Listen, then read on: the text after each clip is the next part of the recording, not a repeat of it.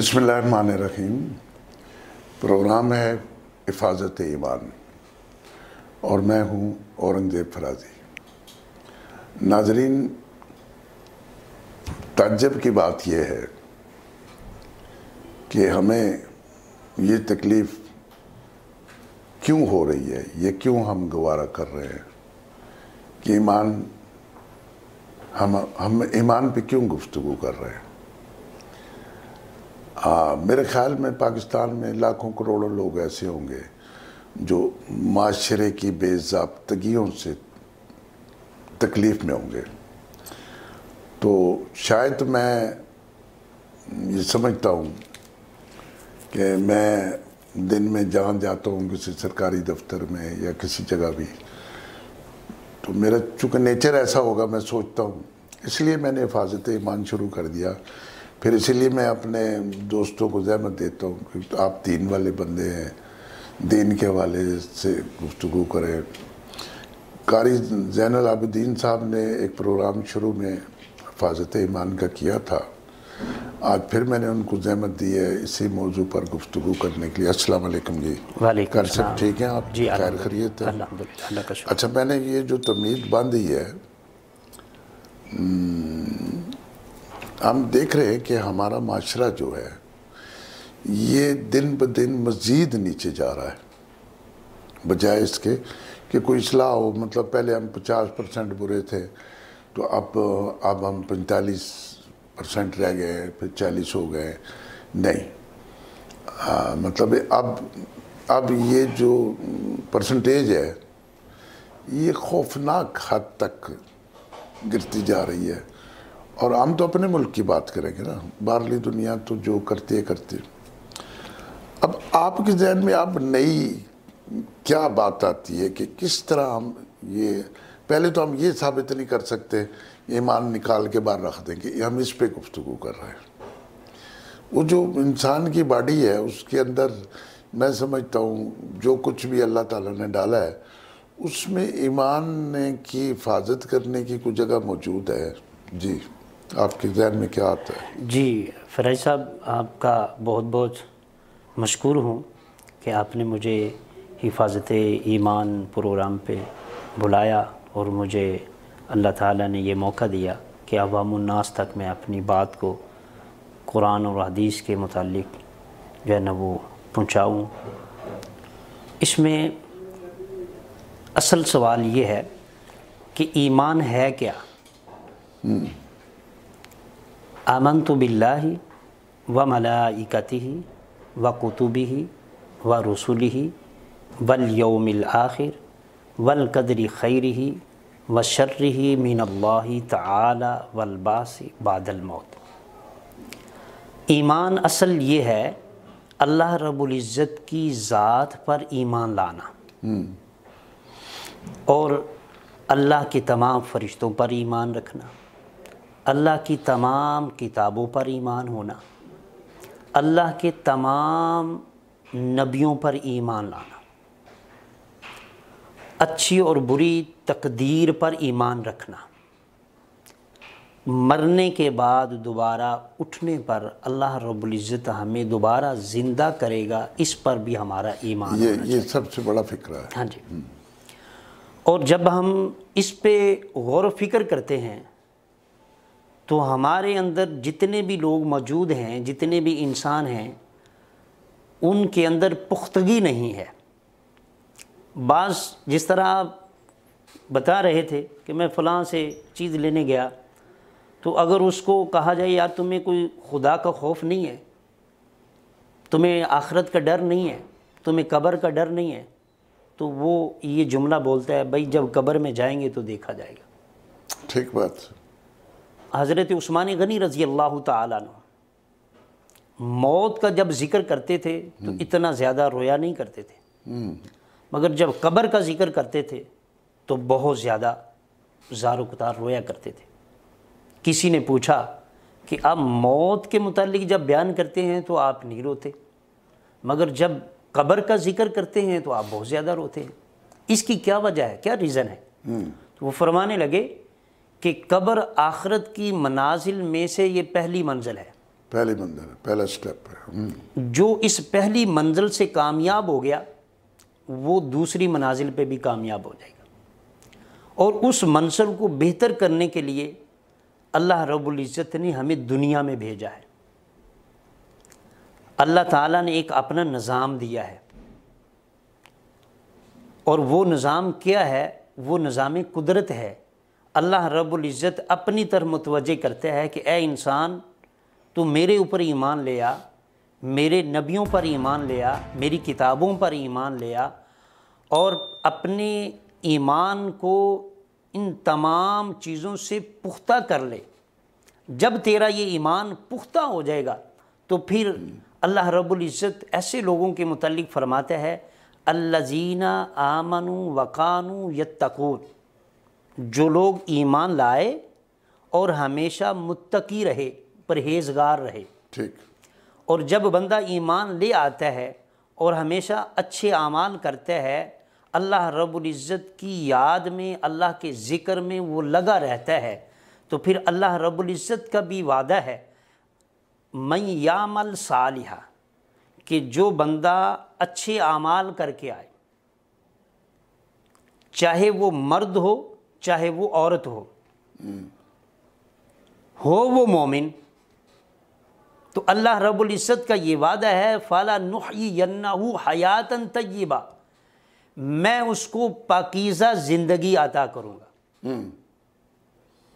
اور جب اللہ رب العزت کا یہ وعدہ ہے کہ اللہ کی بارگاہ میں وہ بندہ عاجزی انکساری کے ساتھ زندگی گزارتا ہے، اللہ کے احکام پر عمل کرتا ہے، حضور صلی اللہ علیہ وسلم کے فرمان کے مطابق وہ عمل کرتا رہتا ہے حتیٰ کہ اس کی زندگی کا معاملہ، زندگی کے سانس اس کے ختم ہو جاتے ہیں، تو اللہ رب العزت فرماتے ہیں فَلَنُحْيِيَنَّهُ حَيَاةً طَيِّبَةً، میں اس کو ایک پاکیزہ زندگی عطا کروں گا۔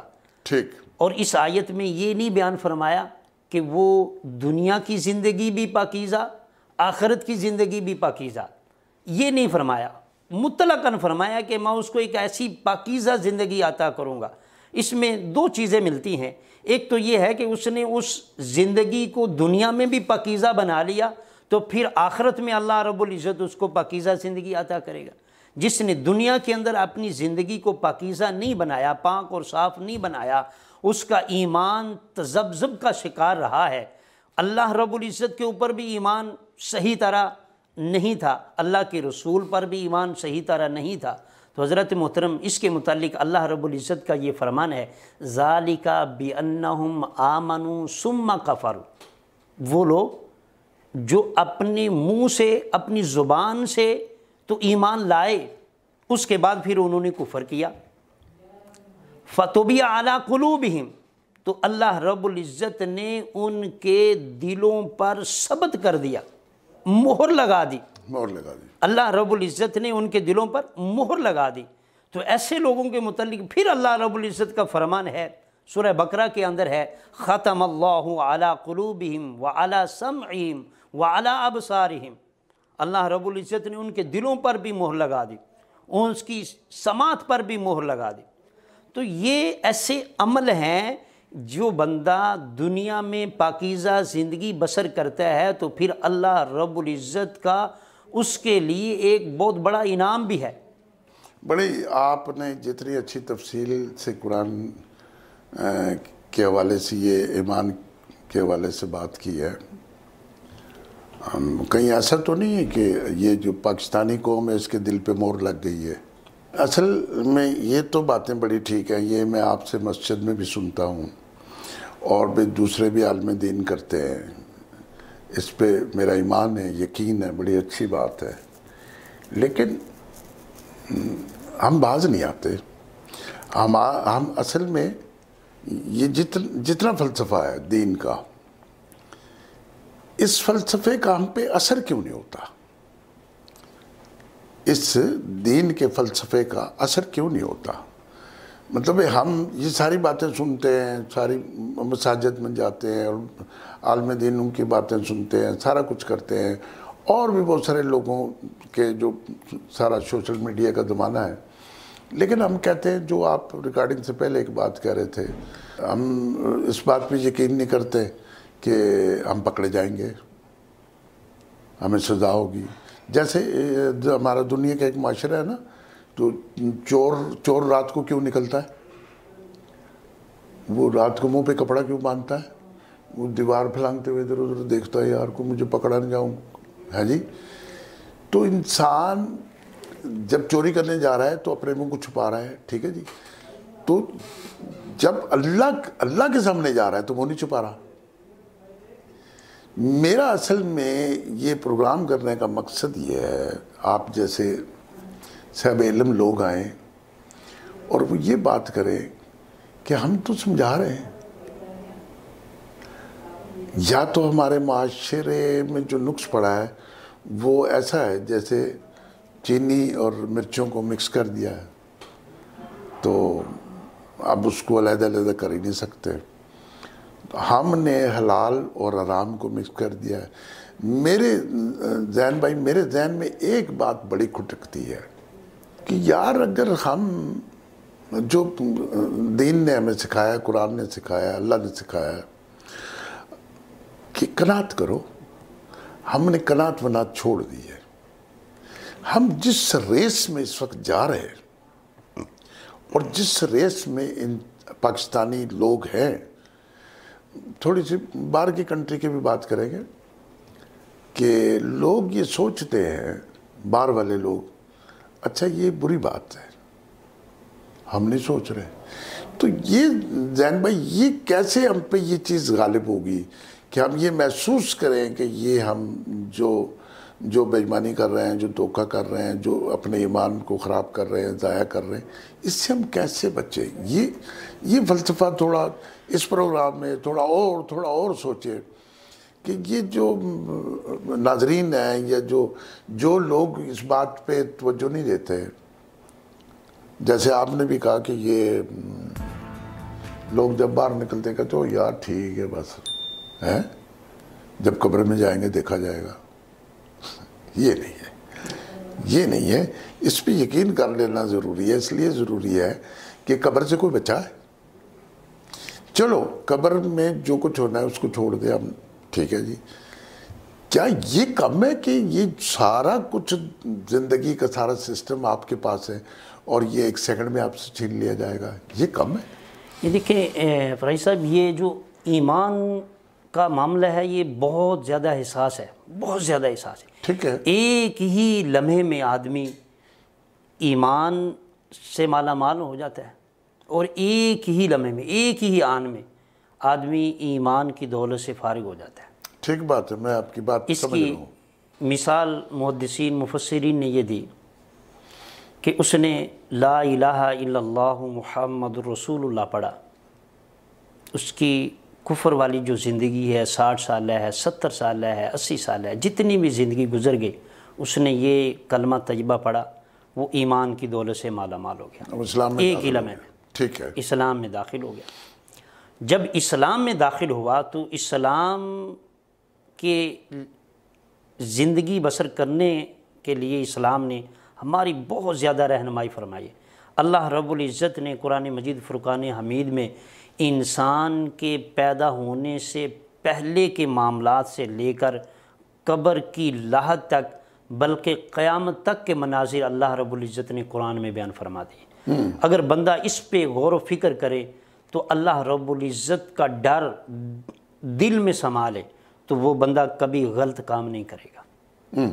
اچھا، میں نے ایک کتاب لکھی روز قیامت، اس میں نے سانس کی تکلیف کا ذکر کیا. اس میں سارے یہ جو کرونا کا سارا منظر ہوا نا، سارا اس میں نے اللہ کی طرف سے لکھ دی. مجھے نہیں پتا تھا بیماری آئے گی. اس میں فلسفہ یہ تھا کہ اگر آپ کو یہ کہہ دیا جائے کہ آپ 30 دن بعد مر جاؤ گے، تو وہ 30 دن کی میں نے زندگی لکھی تھی. تو وہ کرونا میں ہوا 14 دن 28. اس میں مجھے ایک حکایت یاد آ گئی، مفید الطالبین کی چھوٹی سی کتاب ہے. وہ 30 دن میں نے لکھے، اور 30 دنوں میں ایسا ہوا کہ جو ڈاکو تھا اس نے اپنا ریوالور جو تھا وہ بیوی کو دیا, ادھر پھینک دیا. کہتا اب تو 29 دن زندگی باقی رہ گئی, اب میں نے ڈاکہ کس لیے مارنا ہے. اچھا, اسی طرح مختلف لوگ مختلف کام کرنے والے. ایک بندہ بڑی خوبصورت عمارت بنا رہا ہے, اس کی اب اس نے اس کو تیاری کرنی ہے, تو اس کے رشتہ داروں نے کہا تیار کر لے. اس نے کہا کس لیے کرنا ہے, اب تو ہم نے چلے جانا ہے, اب تو 20 دن رہ گئے. تو وہ ساری کتاب یہ ہے کہ وہ جو اس میں انسینٹیو کیئر میں چلے جاتے 14 دن کے لیے, 14 28. تو جو بندہ اس میں کرتینہ میں اس میں چلا جاتا تھا, اس کو جا کے کہیں یار وہ جو آپ 15 لاکھ روپے والا پلاٹ تھا وہ 3 لاکھ میں مل رہا ہے, وہ لے لوں میں. وہ کہتا میں نے کیا کرنا ہے, میری تو زندگی کی کشمکش چل رہی ہے, میں تو پتہ نہیں 4 دن ہوں 2 دن ہوں. میرے ذرا فلسفے پہ آپ غور کریں. یہ دینی فلسفہ ٹھیک ہے کہ اس نے کلمہ پڑھ لیا, اس کی پچھلی زندگی ٹھیک ہو گئی. کلمہ پڑھنے کے بعد وہ گیا, اس نے ایک بندے سے ایک چیز خریدی, چیز خریدنے کے بعد اس نے پیسے واپس دیے, اس میں 100 روپیہ زیادہ تھا. اس نے ایسے دیکھا, اس نے 100 روپیہ واپس نہیں دیا کہ آپ نے مجھے 100 روپیہ زیادہ دے دیا. ٹھیک ہے جی. یا وہ جو ریڑھی پہ سامان بیچ رہا ہے, اس نے 100 روپے کی اس کے ساتھ ٹھگی کی ہے. کلمہ تو اس نے بھی پڑھا, کلمہ میں نے بھی پڑھا. تو پھر کیوں نہیں اثر ہوا؟ اس کی ایک پہلے بات کر رہے تھے, اس کی ایک مادی جو سسٹم ہے پیسے والا, وہ بھی ہمارے ایمان کو ڈیمیج کرتا ہے. اور وہ جیسے آپ فرما رہے تھے ریکارڈنگ سے پہلے کہ آدمی یہ سوچتا نہیں ہے کہ یہ حرام ہے یہ حلال ہے. ہمیں اصل میں ہمیں یہ گفتگو کرنی ہے, ہمیں لوگوں کو کنونس کرنا ہے کہ آپ نے سوچنا ہے کہ یہ جو میں کر رہا ہوں یہ اللہ کی نظروں میں برا تو نہیں ہے. اچھا برا ہے تو میں نہیں کرتا یار. یہ جب آپ یہ سوچ لیں گے کہ میں یہ نہیں کرتا تو آپ کا ایمان پختہ ہو گیا. یعنی جو آپ نے گٹھڑی یہاں سے لے کے جانی ہے مالوں کی, اس میں اچھی باتوں کا اضافہ ہو گیا. تو بقول آپ کے کہ وہ سوچے جب ٹھیک ہے جب قبر میں جائیں گے دیکھا جائے گا. ہمارا معاشرہ مسلمان ہے, یعنی میں سمجھتا ہوں کہ دنیا میں سب سے زیادہ پاور اور کانفیڈنس سے ہم دعویٰ کرتے ہیں کہ ہم سے اچھی قوم دنیا میں پیدا نہیں ہو سکتی. ہمارے پاس یہ سرٹیفکیٹ ہے کہ ہم سے اچھا انسان اس قرآن پر پیدا نہیں ہو سکتا. نہ یہود و نصارہ میں ریجیکٹ ہو گئے, وہ بھی ریجیکٹ ہو گیا, وہ بھی ریجیکٹ ہو گیا, ہندو بھی ریجیکٹ ہو گئے, وہ بھی دریا بھی ریجیکٹ ہو گئے. تو بات ہم پہ ختم ہوئی, ہمارے پاس تو ہے ہی کچھ نہیں. یہ میں چاہ رہا ہوں کہ لوگوں کو تھوڑی یہ بھی نصیحت کریں کہ پیسے اگر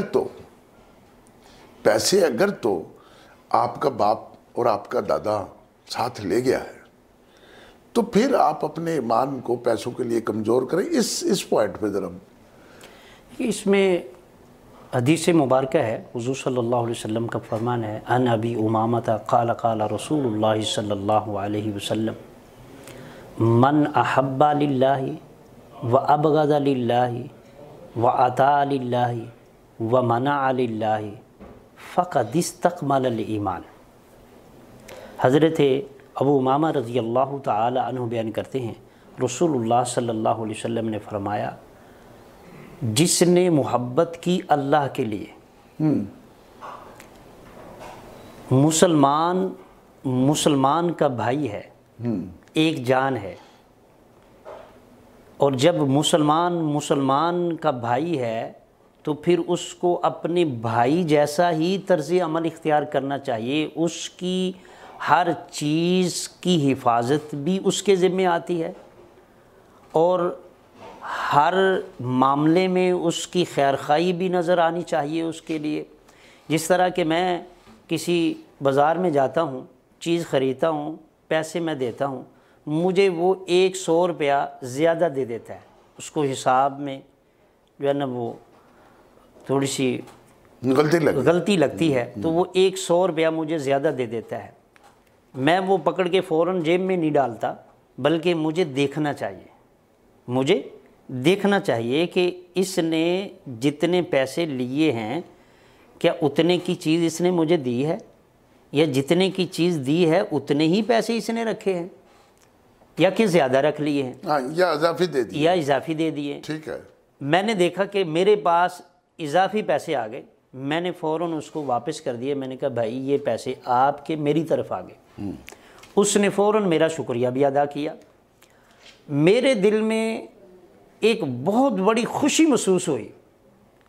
میں نے اپنے رب کی بارگاہ میں عرض کیا، یا باری تعالیٰ تو دیکھ رہا تھا، تو دیکھ رہا تھا، میں نے تیرے ڈر سے، تیرے خوف سے میں نے وہ پیسے واپس کر دیے کہ اپنے مسلمان بھائی کو نقصان نہیں پہنچایا، اس کے ساتھ ہمدردی کرتے ہوئے، اس کے ساتھ محبت کرتے ہوئے کہ یہ بھی انسان ہے، یہ بھی اللہ تعالیٰ کی مخلوق ہے، اور بالخصوص یہ مسلمان ہے، اس کو کسی قسم کی کوئی تکلیف، کوئی نقصان نہیں پہنچنا چاہیے۔ اچھا، قطع نظر اس کے کہ وہ مسلمان نہیں ہے، اگر وہ مسلمان نہ بھی ہو نہ ہو تو تب آپ بھی مسلمان ہیں۔ میں مسلمان ہوں۔ اب جو مسلمان یہ عمل کر رہا ہے اس کے کردار کو دیکھ کر، اس کے کردار کو دیکھ کر وہ غیر مسلم ایمان لانے پر مجبور ہو جائے گا۔ ہاں، جس کی اس سے پہلے میں نے آپ کو ایک مثال دی، امام ابو حنیفہ علیہ رحمہ، انہوں نے ایک مجوسی سے قرض لینا تھا، ہاں، وہ تھوڑی لمبی بات ہے، اس لیے وہ تو اسی طرح اللہ رب العزت کے محبوب کا اسی حدیث مبارکہ میں یہ فرمان ہے وَأَبْغَضَ لِلَّهِ، کہ اگر کسی کے ساتھ تم نے بغض رکھنا ہے تو وہ بھی اللہ کے لیے رکھو، اس وجہ سے کہ وہ اللہ کے احکام کی نافرمانی کرنے والا ہے، اس سے دور ہو جاؤ۔ جو اللہ رب العزت کے احکام کی نافرمانی کرنے والا ہے، چاہے وہ غیر مسلم ہے چاہے وہ مسلمان ہے تو تمہاری خیر خواہی کا یہ نتیجہ ہونا چاہیے کہ تم اس کی غلطی تنہائی میں اس کو بتاؤ کہ بھائی یہ تمہاری غلطی ہے، تم اللہ رب العزت سے ڈرو اور اپنی اس غلطی کو درست کر لو۔ اچھا زین بھائی، بات یہ ہے کہ عالم دین کی میں سمجھتا ہوں کہ ایک ذمہ داری اور بھی ہے کہ وہ اپنے کردار اور رویے میں، جیسے آپ نے ابھی فرمایا، وہ جو آپ نے 100 روپیہ اس کو واپس کیا نا، وہ اللہ تعالیٰ کے ہاں آپ کو 1 کروڑ روپے کی نیکیاں ملے گی، چونکہ اللہ نے دیکھا نا کہ میرے خوف سے تو نے اس کو واپس کیا۔ تو عالم دین کی ایک ذمہ داری اپنے کریکٹر اور بیہیویئر کی ہے کہ آپ، میرے پاس ایک جماعت آئی رائے ونڈ سے، ہماری مسجد میں ٹھہری ہوئی تھی، انہوں نے دروازہ کھڑکایا، میں باہر چلا گیا، میں نے کہا جی آپ جس مسجد میں ٹھہرے میں، یہ میں نے بنائی ہے، چندہ کر کے بنائی ہے، لیکن اس میں 80% میری محنت ہے، میں اللہ کے فضل سے نماز بھی پڑھتا ہوں، مسجد میں کم بھی جاؤں تو میں 5 وقت کی نماز پڑھتا ہوں۔ تو یہ جو آپ مجھے بتا رہے ہیں، نماز کے علاوہ کوئی اور بھی آپ بات بتانا چاہتے ہیں؟ کہتے نہیں ہم تو نماز کے لیے آئے ہیں، آپ نے مغرب وہاں پڑھنی ہے۔ میں نے اجتن ان کو کہا کہ یہ جو میرے گھر کے آگے اتنا سی سڑک کا ٹوٹا ہے، مغرب سے پہلے اس پہ ہم نے جھاڑو دینا ہے، آپ میرے ساتھ جھاڑو دیں گے؟ کہتے کیوں؟ میں نے کہا نہیں، یہ ہمارے محلے کی سڑک ہے، میں ایز اے مسلمان یہ چاہتا ہوں کہ میں اس کو صاف کروں، یہ میرا عمل ہے، تو آپ میرے ساتھ یہ کریں گے؟ یا اور میں 2-4 ایسی باتیں بتاتا ہوں وہ آپ میرے ساتھ کریں گے؟ کہتے نہیں، ادھر مسجد میں آ جائیں، بات ہوگی۔ ہمارا رویہ، جیسے آپ نے امام ابو حنیفہ کا کہا کہ میں تو یہ سوچ رہا تھا کہ میں اس کی دیوار سے مٹی اتاروں گا تو اس کی اتر جائے گی، تو وہ یہ سمجھ گیا کہ میں نے قرضہ دینا ہے، تو انہوں نے کہا جی مجھے تو یاد ہی نہیں، تو اس نے کلمہ پڑھ لیا۔ سمجھانے والے کا کردار جو ہے وہ سمجھنے والے پہ غالب ہوگا۔ میری بات کو ذرا فالو کریں۔ میں کہہ رہا ہوں کہ میں ایک پیسہ حرام کا نہیں کھانا چاہتا، تو میں یہ ناظرین کو دعوے سے کہہ رہا ہوں، جائے جو پورا پاکستان میں جتنے لوگ مجھے جانتے ہیں، کوئی مجھے ایک آدمی تلاش کر کے لا دیں جو یہ کہے کہ میں نے اس بندے سے 100 روپے لینا ہے، یا اس بندے نے فلاں جگہ مجھے 500 روپے کم دیے تھے. آپ کی ذمہ داری ہے, تمام عالم دین کی آپ چونکہ ممبر پہ بیٹھتے ہیں, ممبر پہ بیٹھ کے آپ لوگوں کو سمجھاتے ہیں, آپ کے پیچھے لوگ نماز پڑھتے ہیں, آپ پہ یہ لازم ہے, آپ سے مراد یہ میرے تمام علماء سے یہ لازم ہے کہ آپ کا بیہیویئر کا ایسا طریقہ ہو کہ لوگ یہ بات سوچنے پر مجبور ہو جائیں کہ یار یہ آدمی اتنا اچھا ہے, یہ اتنا پکا مسلمان ہے, یہ اتنا گریٹ آدمی ہے, یہ جو باتیں کہتے ہیں اس پہ عمل کرنا چاہیے.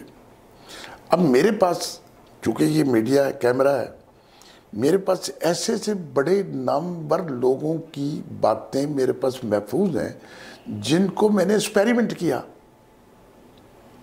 جو مسلسل یہ کہہ رہے ہیں کہ نہیں زندگی یوں گزارنی, یوں گزارنی, یوں گزارنی. تو میں نے تھوڑا سا ایکسپیریمنٹ کیا تو مجھے لگا کہ یہ تو ایک پارٹنرشپ میں چل ہی نہیں سکتا. اس میں ایک چیز یہ ہے کہ ہماری عوام علماء سے دور ہو گئی, دور ہو گئی, دین سے دور ہو گئی, دین سے دور ہو گئی, حقیقت سے دور اور ہو گئی, حقیقت سے دور ہو گئی. حقیقت کی اشنائی نہیں رہی ان کے پاس.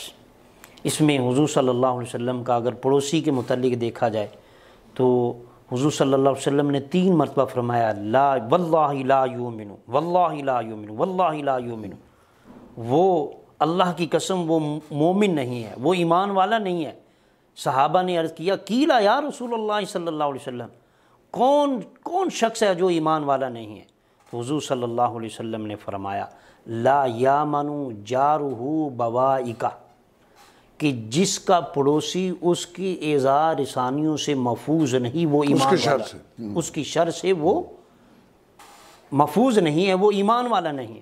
میں اکثر اس کے متعلق یہ کہتا ہوں کہ ہم جب رات کو بستر پر جائیں اپنے گریبان میں دیکھیں کہ آج میں نے اللہ رب العزت کے حکم پر کتنا عمل کیا ہے, ماشاءاللہ اچھی بات ہے, اور میں نے اپنے پیٹ کی خاطر کتنا عمل کیا ہے. جو میں نے کمایا ہے اپنے لیے, اپنے بیوی بچوں کے لیے, اپنے عزیز و قارب کے لیے, کیا وہ میرے لیے حلال تھا؟ میں نے سچ بول کے کمایا ہے یا جھوٹ بول کے کمایا ہے؟ اگر کمایا حلال ہے مگر جھوٹ بول کے کمایا ہے, اس کی نظر میں حلال ہی کما رہا ہوں, حلال ہی ہے مگر جھوٹ بول کے کمایا ہے, اس میں حرام کی تھوڑی سی وہ ایک رتی حرام کی چلی گئی کہ جو اس کو جھوٹ بولنا نہیں چاہیے تھا. اگر وہ سچ بولتا تو وہی لقمہ حلال کا ہوتا, اور وہ جو کھاتا اس کے لیے وہ باعث برکت تھا, اس کی اولاد کے لیے, اس کے عزیز و قارب کے لیے, اس کے اپنے لیے وہ باعث برکت تھا. اب جھوٹ کی رمق تھوڑی سی جو ہے نا وہ شامل ہو گئی ہے, اب وہ حلال نہیں رہا. جس کے لیے حضور صلی اللہ علیہ وسلم کے ایک صحابی ہیں, بڑی عام مثال ہے کہ وہ ایمان کی دولت سے مالا مال تو نہیں تھے, پہلے آئے یا رسول اللہ میں ایمان لانا چاہتا ہوں, میرے اندر 4 قسم کے عیب ہیں, تو آپ مجھے ایک منع کر دیں تو میں ایمان لے آتا ہوں. تو آپ صلی اللہ علیہ وسلم نے فرمایا آپ نے جھوٹ نہیں بولا. جڑ ہے, جھوٹ جو ہے نا وہ اس کی جڑ ہے. جب جڑ کو ختم کیا جائے تو میں کہتا ہوں ایمان کی جڑ لا الہ الا اللہ محمد رسول اللہ ہے, اور اس کی شاخیں نماز ہے, روزہ ہے, حج ہے, زکوٰۃ ہیں. اس پودے کا, اس تنے کا جو پھل ہے وہ جھوٹ سے بچنا ہے, غیبت سے بچنا ہے, اپنے اندر اخلاص پیدا کرنا ہے, غرور اور تکبر سے بچنا ہے. ان تمام چیزوں سے بچتے ہوئے زندگی بسر کرنی ہے. مگر میں فراز صاحب دیکھتا ہوں تو بہت حیران ہوتا ہوں, ہم نماز بھی پڑھتے ہیں, جھوٹ بھی بولتے ہیں, نماز بھی پڑھتے ہیں, سارے کام برابر, غیبتیں بھی کرتے ہیں, سب کچھ کرتے ہیں, جبکہ نماز تو بے حیائی سے, برائی سے منع کرتی ہے, روکتی ہے. اور اس کی محدثین نے یہ مثال دی کہ یہ کس وجہ سے ہو رہا ہے, یہ اس وجہ سے ہو رہا ہے کہ ہمارے اندر ایمان کی پختگی نہیں ہے, ہمارے اندر اللہ کا ڈر, اللہ کا خوف نہیں ہے. زین العابدین صاحب نے بڑی خوبصورت باتیں کی ہے. دیکھیں ہم تو ویسے ہی کھرید رہے ہیں نا کسی طرح سے. کوئی بہت اچھی گفتگو کی زین صاحب نے. آپ نے کہا کہ کلمہ پڑھ لیا پھر نماز روزہ زکوٰۃ حج یہ وہ. میرا خیال یہ ہے کہ میں نے جب کلمہ پڑھ لیا تو اب میں نے اپنے اس ایمان کی حفاظت کرنی ہے جو میرے آخرت میں کام آئے گا. آپ میں زین بھائی یا کوئی یا علیم بھائی کوئی بھی بندہ اپنے ایمان کی حفاظت اسی شکل میں کر سکتا ہے اور اسی شکل میں وہ اچھا انسان بن سکتا ہے کہ اپنے کردار کو اتنا اچھا کر لے. اچھا ایک بات آپ بالکل ذہن میں رکھیے گا. میں چونکہ مختلف پروگرام کرتا ہوں تو آپ کے ذہن میں آتا ہوگا یہ بندہ ہمیشہ ہی کہتا ہے کہ پیسے نہیں ہونے چاہیے پیسے نہیں. ہم نے کبھی یہ بات نہیں کہی. نہ اللہ نے منع کیا نہ قرآن نے کیا نہ ہمارے نبی نے کیا. پیسہ آپ جتنا مرضی کما لو. اتنا کما لو کہ آپ کے گھر سے فالتو ہو تو لوگوں کے لیے کما لو. لوگوں سے فالتو ہو تو محلے کے لیے کما لو. محلے سے فالتو ہو تو شہر کے لیے کما لو. شہر سے زیادہ کما لو تو ملک کے لیے کما لو. دنیا کے لیے کما لو. حلال کما لو. اب حرام کیا ہے؟ عربی بڑا سیدھا سا فلسفہ ہے. آپ 1 کلو دودھ یہاں رکھے اس میں 2 قطرے پیشاب کے ڈال دیں. یہ حرام ہے. سارا دودھ جو آپ کے سامنے پڑا ہے یہ من بھی ہو تو حرام ہے. اس سے کسی کو منع نہیں کیا. نہ کوئی عالم دین منع کرتا ہے کہ آپ پیسے نہ کمائیں. پیسے کمائیں خوب کمائیں. اس دنیا میں تو مقابلہ ہی پیسہ کمانے کا ہے. ہم اندھے پیسے کمانے کے لیے ہوئے ہیں. ہماری آنکھیں جو اللہ نے ہمیں دی ہیں یہ آنکھیں ہماری اندھی ہو گئی پیسے کمانے کے لیے. اور جب ہم پیسے کمانے کے لیے آنکھیں اندھی ہو گئی تو ہمیں دوسرا آدمی انسان نہیں نظر آتا. اور آپ کوشش یہ کریں کہ آپ کا کردار اتنا اچھا ہو کہ لوگ آپ کے کردار سے متاثر ہو کے آپ والی عادتیں اپنائیں. ہم نہیں اپنا رہے. ہم عادتیں نہیں اپنا رہے. اور اگر آپ نے کلمہ پڑھ لیا تو کلمے کے ساتھ ساتھ جتنے فرائض اللہ تعالیٰ نے اور اللہ کے نبی نے بیان کیے اور قرآن نے بیان کیے اس میں سب سے پہلا فرض یہ ہے کہ آپ کا ایمان پختہ اور مضبوط ہو. جب آپ کا ایمان پختہ ہوگا پھر نماز بھی جو ہوگی پھر زکوٰۃ بھی ہوگی پھر دنیا کا اچھا کام ہوگا. زین العابدین باتیں تو ہم کرتے رہے 6 گھنٹے گزر جائیں گے. زین العابدین صاحب کا بہت بہت شکریہ ادا کرتا ہوں. آپ نے بہت اچھی باتیں کی. جزاک اللہ. مجھے بہت اچھی لگی. لیکن یہ باتیں آپ روز مسجد میں کرتے ہیں. ٹھیک ہے. ان باتوں پر آپ نے لوگوں کو قائل کرنا ہے اس طریقے سے کہ آپ نے خود سمبل بننا ہے. آپ نے ایک مثال بننا ہے. آپ نے سوکھی روٹی کھانی ہے. یہ دیکھو یار میری اتنی توفیق تھی میں سوکھی کھا رہا ہوں. آپ میرے گھر میں دیکھو ہم نے تھوڑی سی دال پکائی ہے 4 بچے ہیں وہ سارے بیٹھ کے کھا رہے ہیں. نہ ہم نے روسٹ کیا ہے نہ ہم نے کچھ بڑی اعلیٰ قسم کے کھانے بنائے ہیں. ٹھیک ہے. تو وہ اللہ کی نظر میں تو وہ بندہ بڑا افضل ہے جس نے 100 روپیہ واپس کر دیا. اللہ کی نظر میں تو وہ بندہ اس پیٹ کے اندر آپ کا ایمان ہے. سوکھی روٹی چلی جائے گی آپ زندہ رہیں گے. زین بھائی آپ کا بہت بہت شکریہ. آپ نے وقت دیا. ٹھیک ہے جی. پھر ہم پروگرام کریں گے. پھر اچھی باتیں سوچیں. کسی طرح کنونس کریں ناظرین کو کہ یہ اچھے عمل کرنے شروع کر دیں. اس کے ساتھ ہی میں آپ سے اجازت چاہتا ہوں. کچھ زیادہ بول گیا. اللہ نگہبان.